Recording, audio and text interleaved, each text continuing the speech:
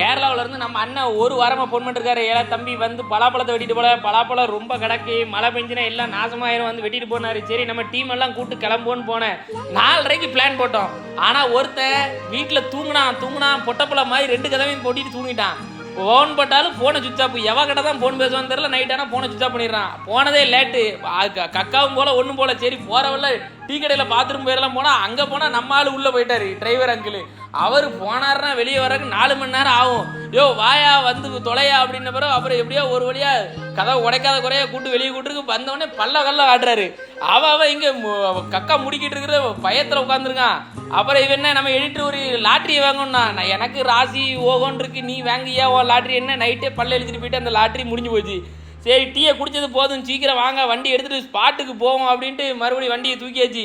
வண்டியை தூக்கிட்டு ஸ்பாட்டுக்கு போயிட்டு அங்கே பலாப்பழம் வெட்டுவோம் அப்படின்னு பார்த்தோம். பலாப்பழம் வெட்டுறது அடுத்த வீடியோவில் வரும் பாருங்க.